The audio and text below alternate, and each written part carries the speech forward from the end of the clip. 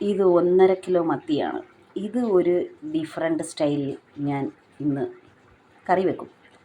അത് നിങ്ങളെ കാണിച്ചു തരും. നമ്മുടെ 1.5 കിലോ മത്തി വളരെ ചെറുതായിരുന്നു. ഞാനത് ക്ലീൻ ചെയ്ത് വെച്ചിട്ടുണ്ട്. ഇനി അടുത്തത് അത് റെഡിയാക്കാനുള്ള സാധനങ്ങളെല്ലാം റെഡിയാക്കും.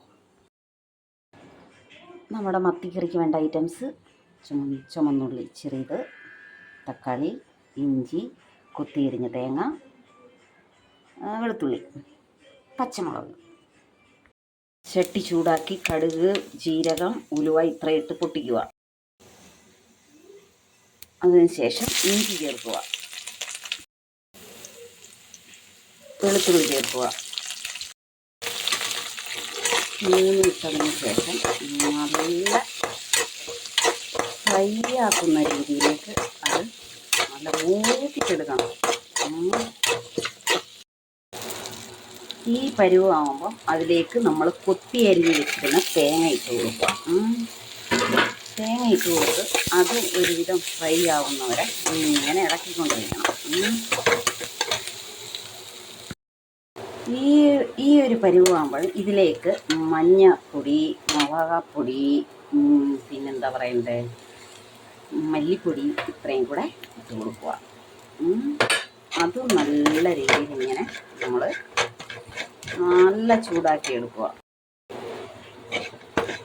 ഈ ഒരു രീതിയിലേക്ക് വരുമ്പം ഒരു തക്കാളി, ഒത്തിരി ഇടരുത്, ഒരേ ഒരു തക്കാളി, അത് നല്ല വേണം, എന്തൊരു ഫ്രൈ രൂപത്തിലേക്ക് മാറണം. അതുവരെ ഇളക്കി കൊടുക്കുക. ഈ ഒരു പരുവാകുമ്പം ഓഫ് ചെയ്ത് തണുക്കാൻ വെക്കുക. അതിനുശേഷം നല്ല അരച്ചെടുക്കുക.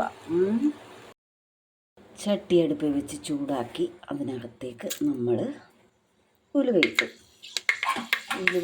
മുരിയിൽ വിടുമ്പോൾ കീറി 2 പീസാക്കാതെ ലൈറ്റായി കീറിയ പച്ചമുളക് അങ്ങോട്ട് ഇട്ട് കൊടുക്കണം. കൈ ചൂട്.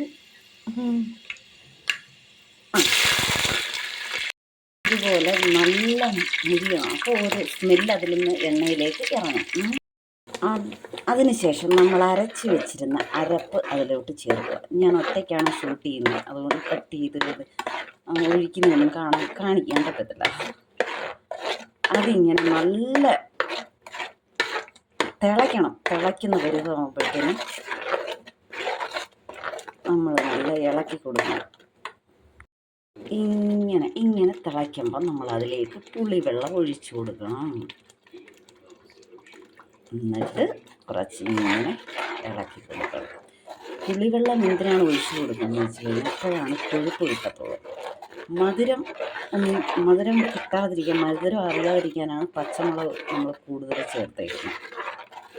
അപ്പം നമ്മുടെ ഈ ഒരു കുടംപുളി ഉണ്ടല്ലോ, അതിന് ഇങ്ങനെ അത്രയ്ക്ക് ഒരു കൊഴുപ്പ് കൊടുക്കാൻ പറ്റത്തില്ല. നല്ലതായിട്ട് ഇളക്കി കൊടുക്കണം. നല്ല തിളയ്ക്കുന്നുണ്ടല്ലോ. തിളച്ച് കഴിഞ്ഞിട്ട് നമ്മുടെ മീൻ പറക്കിയിടുക. മീനെല്ലാം പറക്കിയിട്ടു. കുറച്ച് 2 തണ്ട് കറിവേപ്പിലയും ഇട്ടു. ഇനി തീ കുറച്ച് മൂടി വെക്കുക. നല്ല തിളയ്ക്കുന്നുണ്ട്.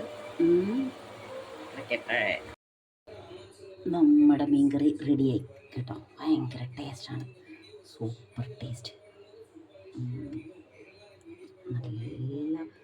ഭയങ്കര ടേസ്റ്റാണ്.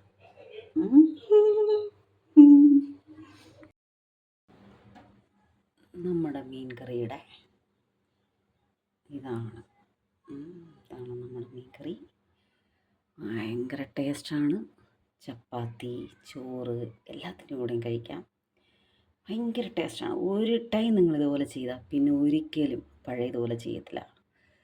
ഇത് കേരളത്തിൽ ആരും അങ്ങനെ ചെയ്യുന്ന സാധനമല്ല.